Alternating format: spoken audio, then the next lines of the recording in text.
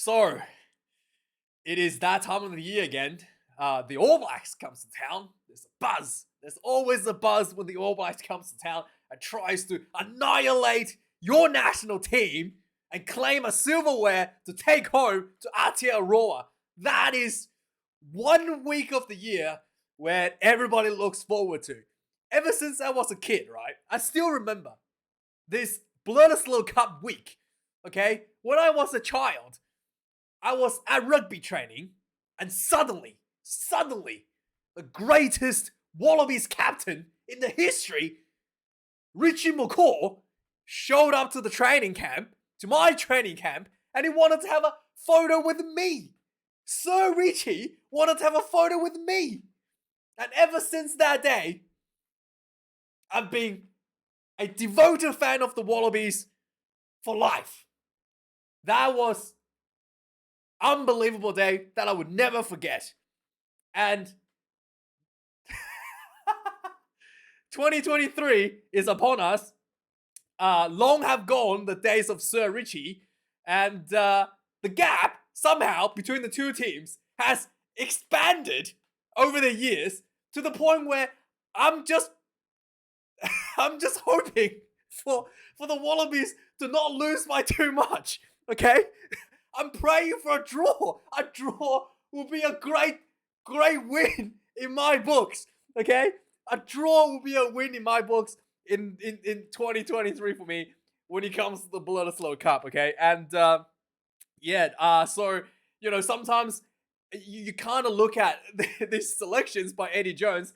I just really leaving me scratching my head, right? I'm reading some news articles as well. Even the real rugby pundits are confused by some of the selections. I mean, I'm just a random guy on YouTube. I feel like I probably don't know what I'm talking about 90% of the times. And like the professional guys are confused. So yeah, surely it's not just me, right? I mean, sometimes I feel like Eddie Jones is watching different rugby games than me. Like, did you watch the South African game, Eddie Jones, between the All Blacks and the Springboks 2 weeks ago? I mean, surely you would have seen the strength and weaknesses of the All Blacks, right? And instead of picking players or trying to figure out a way to minimize the strength of the All Blacks, Eddie Jones has selected extremely weak players to go up against the extremely strong areas that the New Zealand possess. So it's like he's literally targeting the strength of the All Blacks with like the weakest possible selections you can think of from the Wallabies. And I'm not crazy. I am not actually crazy. That is actually what he's done in this selection. Honestly, Eddie Jones, please prove me wrong. And I'm happy to apologize and happy to eat everything I just said if you just win this game this weekend, because I honestly don't care. But I am really, really, really concerned going into this game, okay? So before we go through this lineup and look at the stupidity, let's have a look at some of the history and background. So the All Blacks has held the Bledisloe Cup since 2002. It was lost by Sir Eddie Jones in 2003, and we have not been able to win it back since then. Yes, it's actually been over 20 years, I think. Yeah, over 20 years. This is the 20th year, I think. Is it 20th or 21st? I don't know. It's over 20. People have been born, right? And people have been born and never seen us win. There's been like a whole generation of rugby players that are born and never seen Australia win the Bledisloe, okay? That's how dire the situation is. Now, Dave Rennie, just so you know, when the first game of the Bledisloe Cup under Dave Rennie was this one in Wellington, and it was a draw. It was one of the best rugby games I've ever seen. And oh boy, how much do I wish for this game to be a draw. Like, please give me a draw. Please, God, give me a draw for this game, and I will sleep happy at night. But yeah, probably not gonna happen. And obviously the referee of the game is Mr. Wayne absorbing tackle Barnsey. So he'll be really good, right? Barnsey will be probably leaning more towards yeah, he's not gonna give out as many yellow cards and red cards. So it's gonna be more of a game that's less gonna be decided by by key referee decisions. So that's really good. I do really like the way Barnsey referees. He kind of Barnsey has that philosophy where he disagrees with some of the interpretations of the World Rugby, and he just does what he thinks is right. And I really applaud him for that, for having the guts to kind of to do the things to stick it up to World Rugby, to some of the stupid guidelines that they have, and make the right decisions for the game, for the situation, and for the fans. So yes, Barnsey, look forward to seeing you this weekend. And obviously, this game will be played in Melbourne, and obviously this will be filled out with Kiwis, because we know that Melbourne is the capital city of New Zealand. And obviously, this was going, in Melbourne. I realized how stupid this is as well. Like, I looked up the weather for Melbourne on Saturday, and it could be anything. It could be raining the next minute, right? Who knows? And yeah, this is going to be at the MCG. Last time the game was played at the MCG was in what? 2000 and I must say 2007 or 2008 maybe. And I was actually there. I was actually there watching that game, and I don't think it was a good viewing experience. I mean, it's a cricket ground. Like, you're pretty far from the stadium, but the Wallabies did win that game, so anything can happen in Melbourne, I guess.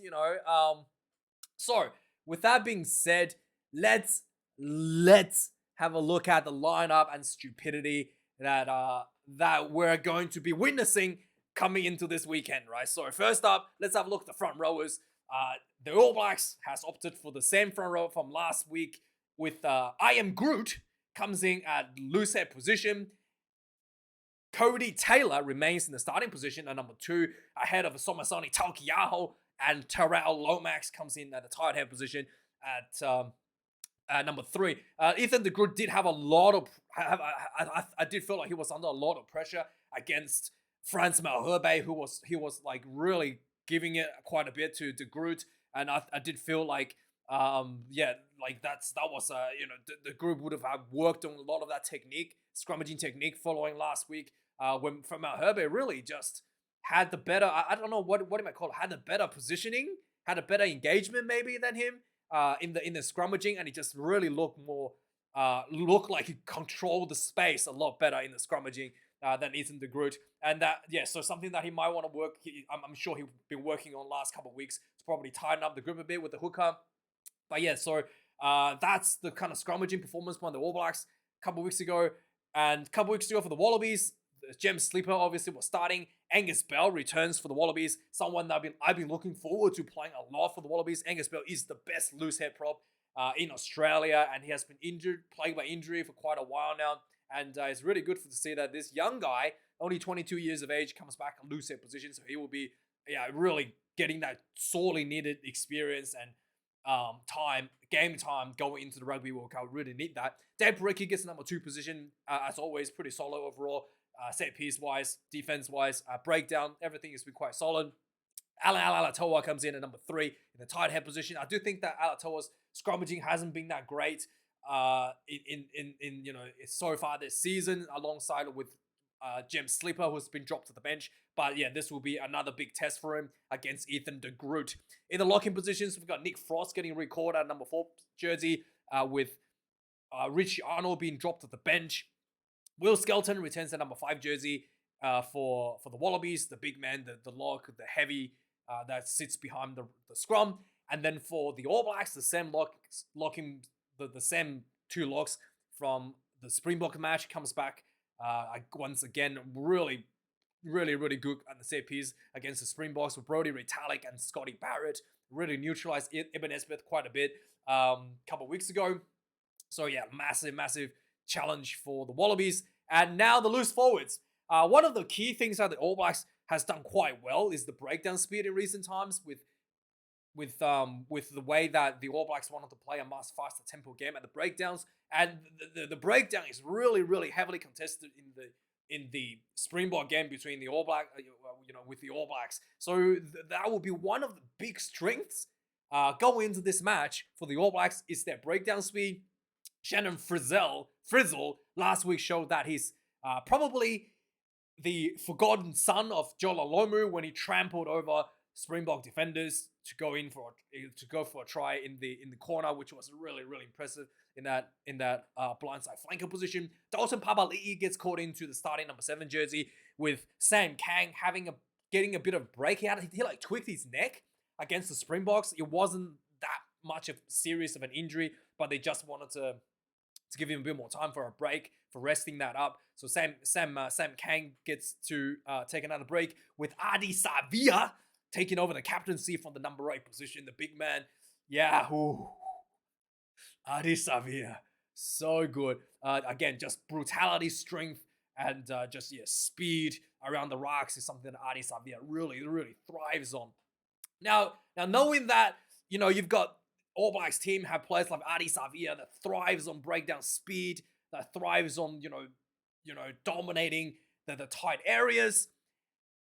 The Wallabies have opted to once again put Tom Hooper on the field, right? Now, first of all, I thought maybe, hey, from memory, he had a pretty poor game against the Springboks. He had 50 minutes against the Springboks, and then the Wallabies look atrocious. But I thought maybe it was just me, right? Maybe it was just, everybody played poorly in the Wallabies, and he was actually not that bad. So, with that being said, I went back and checked the stats just to make sure that I didn't miss something.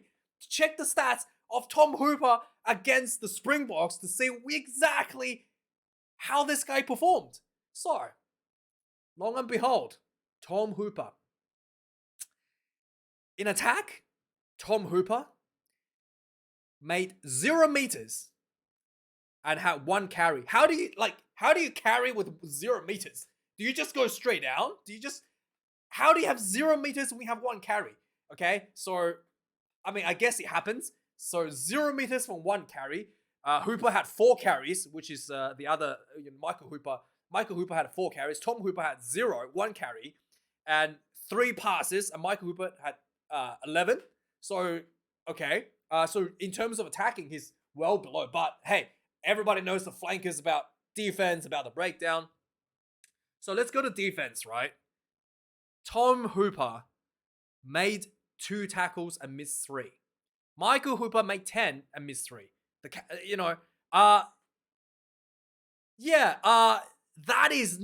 is horrendous. That is actually the worst in the entire team. And he plays flanker.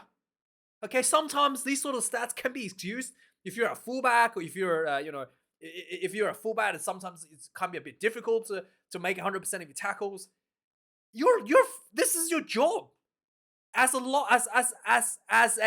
flanker, is to make tackles and not have missed tackles. And somehow Tom Hooper gets caught in. Okay? And then I thought, okay, well, maybe the Wallabies don't have anybody else, right? That could be a thing. If you have nobody else to put on the field, no matter how bad he is, you got to put him on. Except, Fraser McRae played a couple weeks ago. And again, I had to make sure, right? Make sure that I'm just not just making stuff up. So Tom Wright, 2 weeks ago, played against Argentina. 21 run meters and 4 carries. Something that's kind of, 4 carries for Michael Hooper. Similar, the run meters could just vary a bit because it depends on defense. So similar amount of work rate in terms of carries, 6 passes. So yeah, similar work rate to Michael Hooper in their attacking. Let's look at defense. Maybe his defense is really bad, right? Like, that's probably why. McWright made 19 tackles and 0 missed tackles. Fraser McWright, okay? And he's not selected. Okay? Okay, if this is not Eddie Jones running some kind of favoritism, this is not the definition of nepotism. You tell me what this is. You tell me what is the logic on this selection. Okay? Because I can't figure this out. Okay? I can't figure this out. Can you? Please tell me. And on top of that, the Wallabies have one of the worst ball retention stats in rugby championship right now at 88%. Okay? Lower than every other team. Like, All Blacks and Springboks at almost 100%. 88% for the Wallabies at the breakdown. And they put in Tom Hooper. The guy that has less than 50% tackle completion rate. So yeah, that's the first part of it. That's only half the problem going into this game for the Wallabies, right? So yeah. Anyway, Jed Holloway comes in number 6 as the third liner jumper, and Rod Valentini, as always, the solid number 8 for the Wallabies. Really gonna match up that strength and physicality Ardis Avia brings. But hey, please enlighten me why Tom Hooper is in the team. Please, someone, please. So in the back line, there's also a bit of an issue here in the back line, but it's not nearly as glaring as the breakdown issue that Tom Hooper is going to bring. So Tate McDermott and Carter Gordon gets moved from the bench to the starting position. 2 younger players, more energy, more speed, more of a, I guess, more open style of rugby, which I think is fine. You got to roll the dice sometimes. And obviously, Quade Cooper gets dropped. Carter Gordon has been quite good for the Rebels. And yeah, this will be a good challenge for him to start his first starting game at the 10 against the All Blacks, the best team in the world, basically. And Tate McDermott as well gets caught up with the bench. 2 players, we'll see how they're going to work with each other. I actually don't know how they're going to go as a 9-10 combination, because last week, Carter Gordon played 12 due to an injury to Len Ikitel. So yeah, we don't know how that's going to go. But with the All Blacks has stuck to the same 9-10 combination from the Springboks success. Aaron Smith and Richie Mo'unga has been spectacular for the All Blacks. The decision making is very crisp. The breakdown speed is extremely fast from Aaron Smith. So this is going to be, we're going to see how the Wallabies cope with that. Just something you just got to deal with. And for the winger, Marika Combeti is actually still the most consistently the highest run meter for the Wallabies, which is good. He's up against the absolute best winger. Actually, maybe not even the best considering Will Jordan. Probably the second best winger in New Zealand, Mark Talea. And his form in Super Rugby has been spectacular, but his performance for the All Blacks hasn't quite reached that form yet. Maybe just getting used to the intensity for Test Rugby. Got to loosen up a bit, but yeah, still waiting for Mark Talea to get unleashed by the All Blacks. Now, here's the second thing that I kind of alluded to, the problem with the Wallaby selection. So obviously, Len Ikitel being injured and out of center position means that somebody has to go in the center position.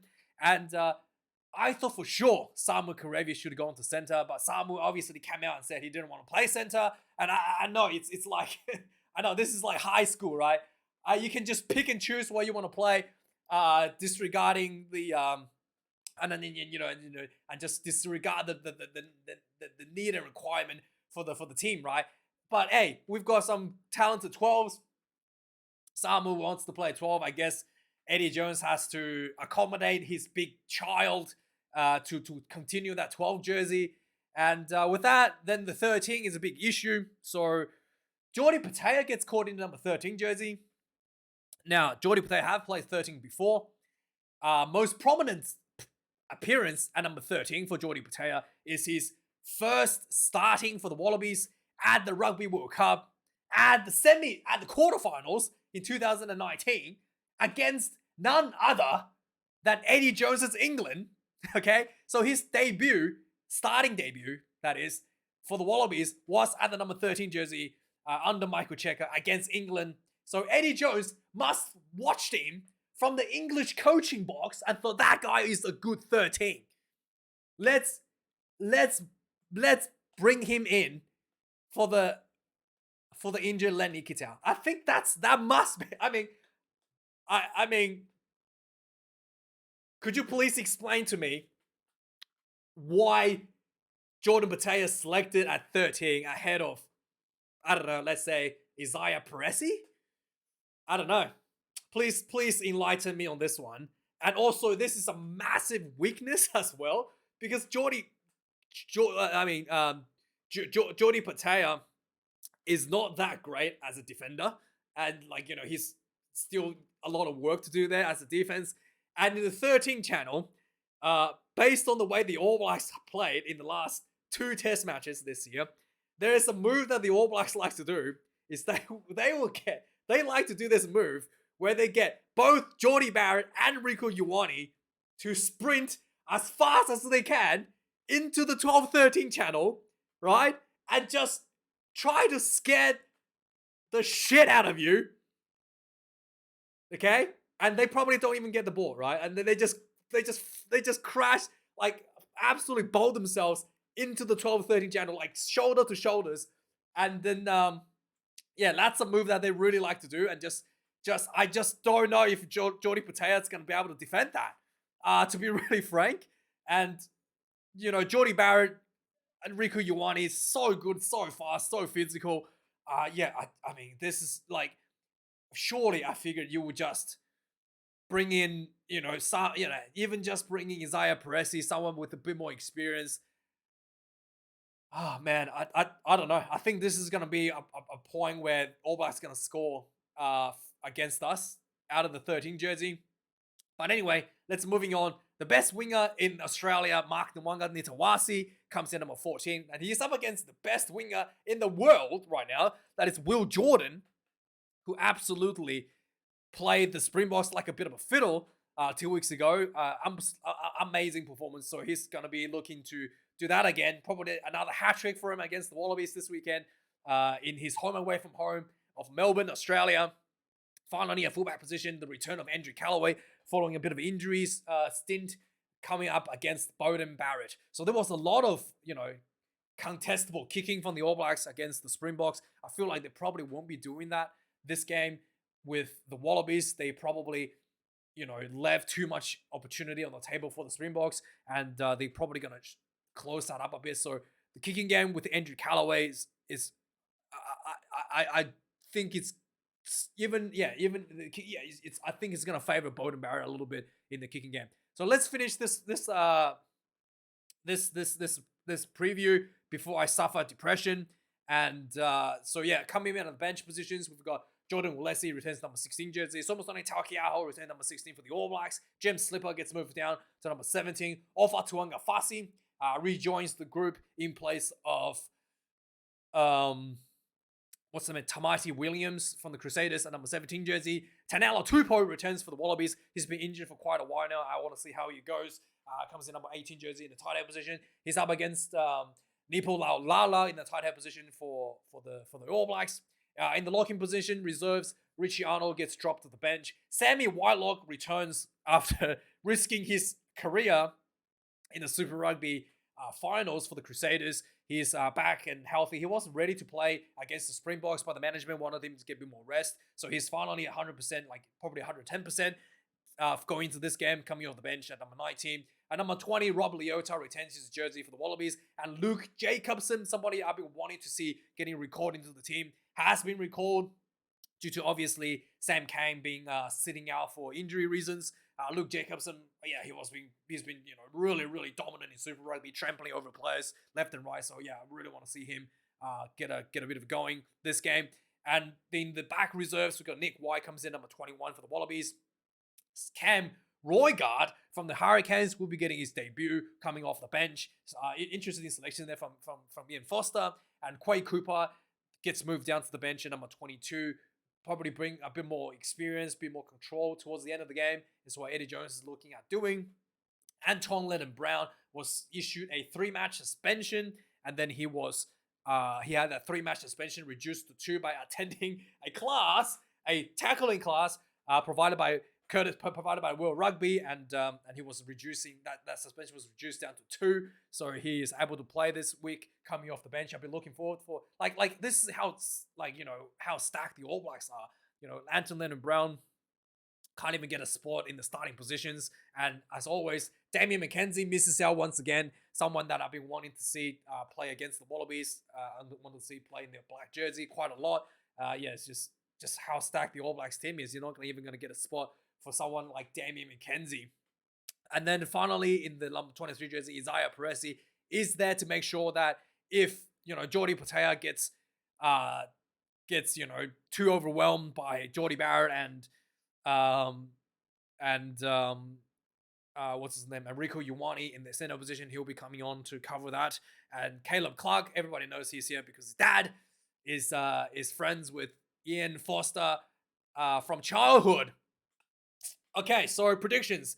I think the All Blacks going to actually dominate the Wallabies. Just like really, really glaring weaknesses in the Wallabies selections, and really, really just I don't think that Eddie Jones has put the best foot forward, and I'm happy to be proven wrong. But I think the All Blacks are going to win by 70 points, and the All Blacks will win this game by 70 points.